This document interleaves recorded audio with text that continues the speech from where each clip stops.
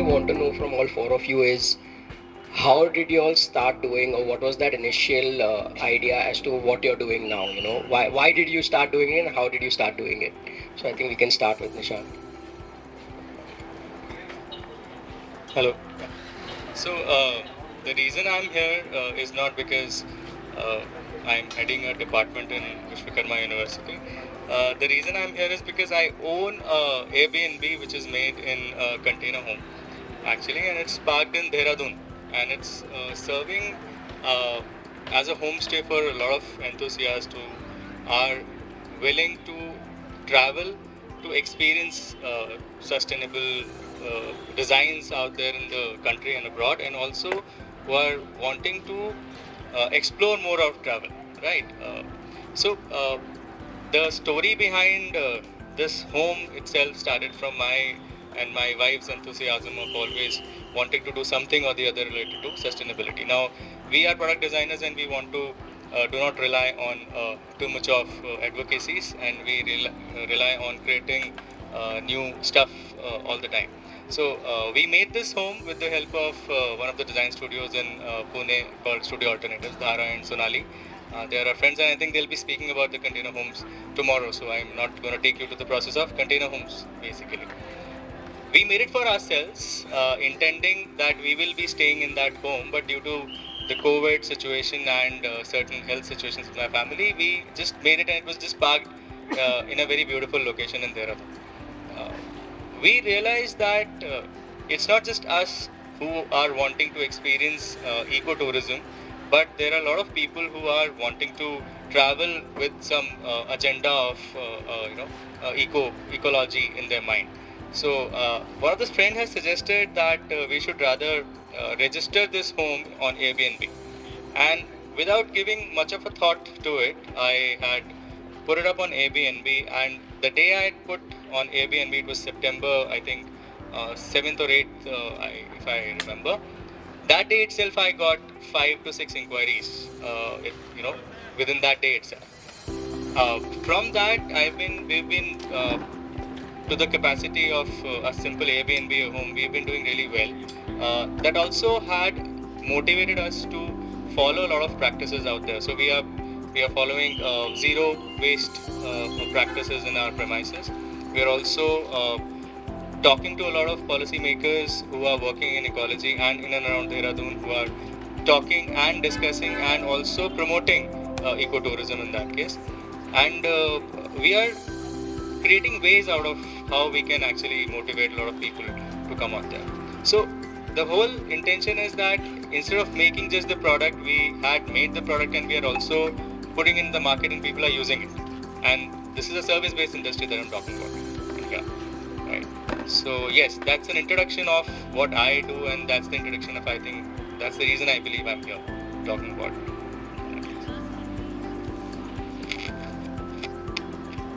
Hi.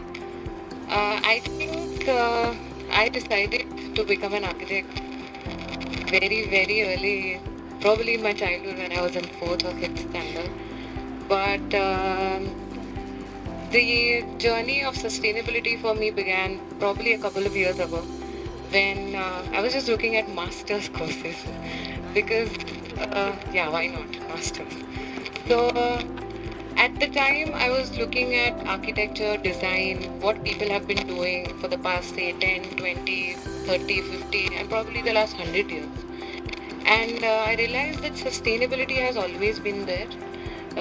It's just that probably, to crudely put it this way, we have sort of shifted from this path where traditional practices were still sustainable, and now it could be any reason, but then we have shifted. It's that approach that we are taking again to look back at it, take inspiration maybe, and again sort of take a detour or just shift our ways to come back to sustainability.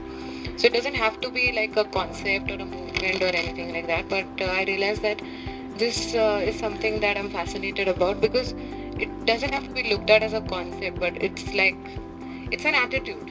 It's like how you look at life maybe, or it's how you are trying to achieve that balance between your aspirations maybe and something that is like say something that needs to be done. You know, you're always navigating between these things, and probably that's why I'm here, because I got inspired and motivated to pursue something into this via architecture, but then it's an all-encompassing concept, right? And that's why I'm here, to understand, to learn, and probably to share whatever I have in the past couple of years. Yeah. Thank you. As a resource. So at our school, we don't call it poo and pee, we call it solid nutrients and liquid nutrients, and they are used in that fashion. So it's all about how can kids grow up learning that less can be more, and how to respect and love nature. That if you do that, then you will automatically consume less from nature, and that will eventually lead to more sustainable lifestyle. We'll talk more about it. Thank you. So I pretty much didn't know what I was doing. You were pretty good in it since year 5. So about 15 years back, I'm an architect and a product designer. About 15 years back, left Bombay and moved to Goa. Yes, one of those people. But I think that really opened my eyes. We moved into a small village, which in Bombay or in any big city, you don't get affected by things around you, right? Whether your garbage is not removed, if you don't get water one day, or something or the other. In a small village, everything you can feel it. The change of seasons, if there is a poster of one of those politicians, vinyl posters which has gone into the gutter is choked, nothing is getting out. Small things. And then you got to deal with these things on your own. It's not something which somebody is going to come and do it or something, We still have garbage which is collected once a week, which is dry garbage. So we need to figure out. So I think from that point onwards, it was a way of life for all of us in the family, including the kids now. And I think because of that, the brand eventually came out, which was as late as 2018. But I think it needs to be a way of life. You need to see it, and you need to question every time you buy a bottle, and all of that. That questioning needs to just happen. It's not somebody putting it out there. But yeah, that's Perfect. So I actually have a follow-up question. So you are currently working on products out of sustainable materials, right?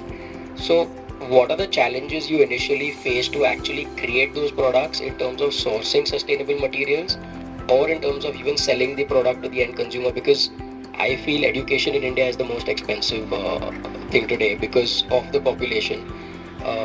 Understanding sustainability, people talk, reuse, reduce, recycle, but not a lot of people currently follow it. So what are the challenges you had in getting the raw material and then selling the end product? I think the first one was having a dream, right? Saying dream or the challenge or wanting to do something. That actually happened, always thinking what to do. I think 2017 or something, flying into Bombay, you see a sea of blue tarpaulin, which during the monsoons. And that's when the eureka moment happens, saying, can we use material as common as tarpaulin and create uncommon stuff, design being the key to it. So that was the starting point. But I think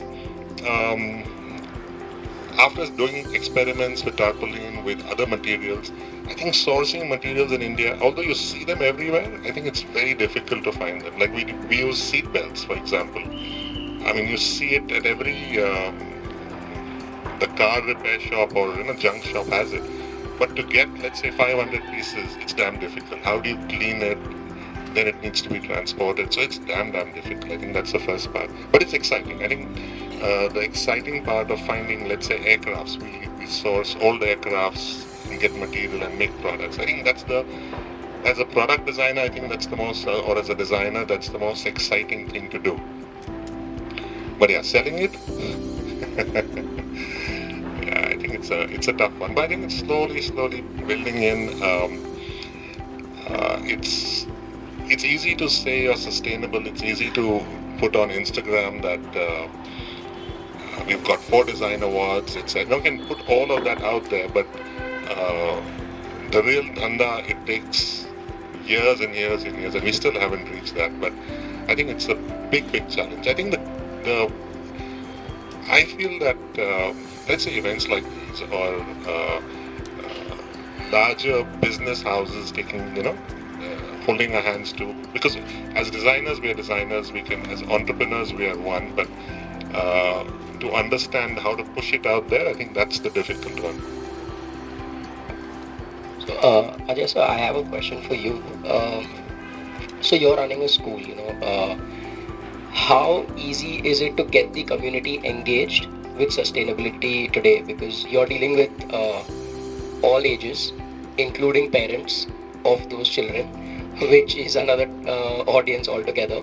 So how easy or how difficult is it to actually get the community to engage into all these sustainable practices currently? I think part of it is that we have to have conviction as founders. So that conviction goes a long way. And the second is, I would say most urban people, they want to or they aspire to have like a farmhouse where they can go into greenery and they can be away from this hustle bustle, right? So when they come to the campus, they feel कि यहाँ पे तो मतलब खाली मिट्टी दिख रही है, पेड़ हैं.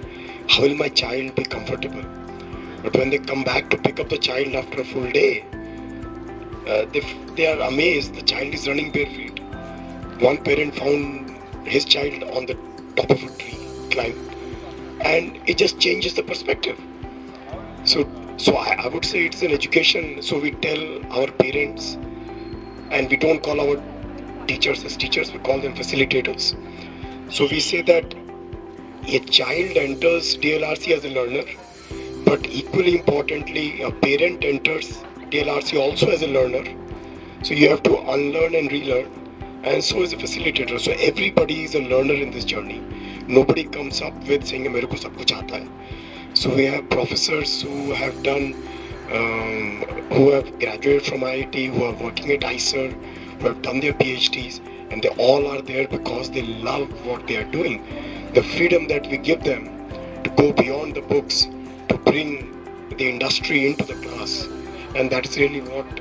And so we have very low turnaround of students. We have waitlist for a couple of years because nobody leaves.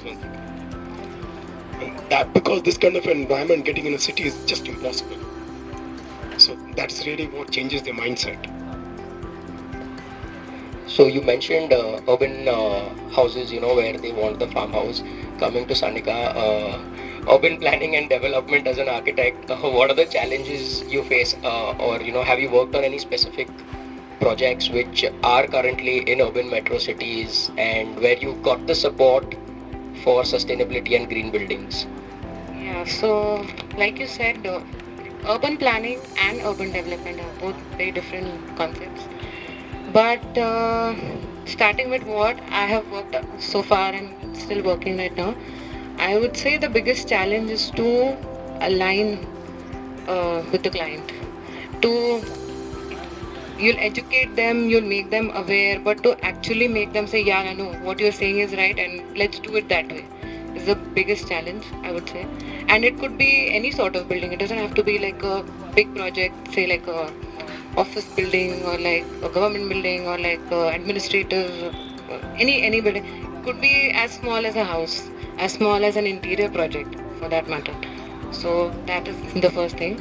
Apart from that, urban planning and urban development has a lot of potential, I would say, when it comes to sustainability.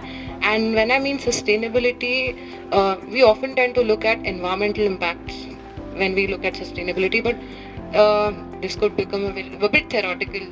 But then sustainability, we also talk about social sustainability. We're also talking about economic viability of projects. Something which is sustainable but not economically viable, and it doesn't make any sense. I mean, like, just to add to what you were saying. So looking at urban planning and urban development, when you're looking at projects, building materials, building design, anything you could look at, but you also have to look at the biggest stakeholder being the public, the biggest stakeholder being the people who are residing in a neighborhood, or you're going to use that building or going to use that infrastructure, that facility. So urban planning also encompasses that. And if you are asking about strategies or anything like that, that I've not directly worked upon, but I've researched a lot about this. So urban planning in terms of sustainable design talks a lot about, in the context of, say, cities. We have a great example right in front of our eyes. So you're talking about Balewadi, then there are a lot of buildings. There are a lot of office buildings clustered into one neighborhood. Yeah, you'll be sometimes feel still Balewadi is a great design, because wider streets, better facilities and all of that. But then if you go into a very clustered sort of situation where you just feel sometimes that you're feeling the heat, staying in that area or staying in that neighborhood. You feel like, I want to go to a park, I want to go somewhere where there is water, anything like that. So urban planning talks a lot about these relief spaces, where there are green spaces, and then they're not just namesake green spaces, but you actually can access them and feel it. I'm feeling better than what I'm feeling in the other areas. So urban planning talks about this. Urban planning talks about overall master plans. We're looking at air corridors, ventilation, natural light, that sort of thing, where not just the environmental quality, but the comfort of that occupant in that area is looked upon. So that is urban planning. And urban development, close to it, but then urban development will be talking a lot about the individual design of these buildings. A very, very simple and crude example like universal design, where somebody who's differently abled but is not being able to access that building, and you are calling it a government building, doesn't make any sense. So that sort of things also come under sustainability, because on one hand you're talking about social equity, people having that access to each and every building that is actually assigned for them. These things also matter. So yeah, urban development, urban planning is sort of how I look at it. Yeah. Thank you. So Nishant, you are an educator. What I want to ask is, as Sanika mentioned and even Satyajit mentioned, that it is not always viable in terms of the monetary side, because I come from a real estate background. We've seen that solar panels are more expensive than just putting a normal any source of electricity. Solar panels are much more expensive in the capital terms, but in the long run they turn out to be cheaper. So how do you educate people about the long run? Because India is a very fast-paced country, and no one has the time, which we've always experienced. No one has the time. So how do you educate them to actually wait for the long run? Because sustainability itself it's not a quick jump. It's a very long process. What are your thoughts, and how do you educate them on this? See, when it comes to the policy making part of education, and we talk about design, so these days, understand the premise of industrial design or product design. It comes under the elements of design and how products to be made, and it should be good looking, acceptable by the user in that case. If you look at the pedagogy behind teaching design to anybody, it is about sensitizing that person towards the human and the needs. We can't do any project without actually talking to the user, spending some time with the user and understanding what their needs are. And it becomes more intense when we start talking about special abilities of different people, in that case. Now, the factor here is that generally sustainability is being considered as a job of an urban planner or an urban designer, and industrial design always keeps their hand away from it, like not our. It's a paradigm, we have to understand this, and we have to sensitize the process itself to actually cater to that thing. So the way we are sensitizing our students towards human needs, we have to sensitize the students equally about the environmental needs as well, right? The whole process starts from understanding, if I make a product, what is going to happen after it, when it has been used. So that's where the topic of linear economy and circular economy starts, at least in the discussion, even if it is not in the course. Because in a 4 years curriculum with a lot of technology now coming into picture, me fitting in sustainable design and imposing it becomes very difficult. But in every project that we do, we try to make it a mandate, at least we should try, to make it a mandate that, okay, once I have used the product, what is the life of the product going to be? Not just the shelf life, but after the use of it, in that case. So we as people who have sensitivity towards sustainability, this is dealt in just this manner in that case. And yes, we are introducing electives to it. As far as the policy is concerned, the new education policy 2020, which now is going to come, is also going to open up a lot of areas where the student themselves will decide what they want to learn.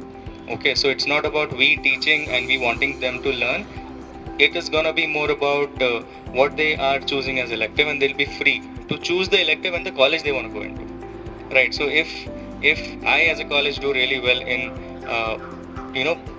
bringing out projects which are more into sustainable design and all, and people are sensitized enough towards it, they would want to come to my college and opt for it in that case.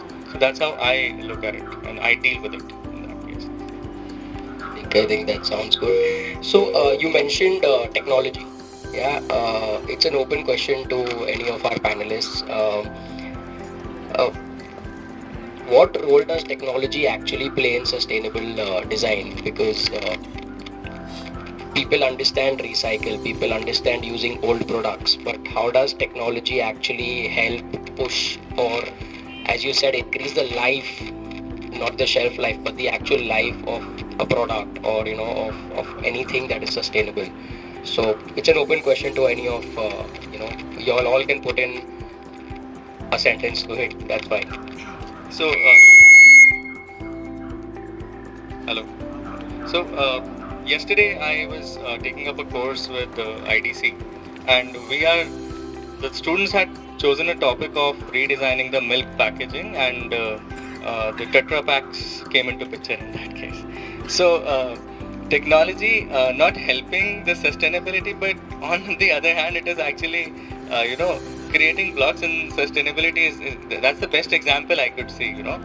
Instead of me planning the product in a way that I can segregate the components, these companies making composite packings are actually making it a difficult job. But the good part is the students realize it.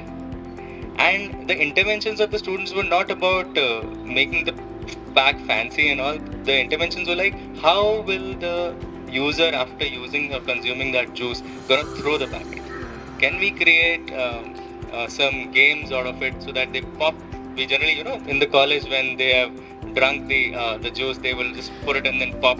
That's the play that it's a general play that people do. So can we pop it off and the materials get segregated by itself?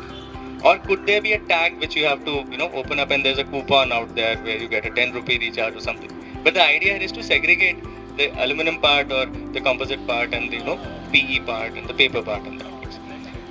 Interventions of design to actually segregate is one of the things, but I would say it should have been taken care of a little early in the product design process.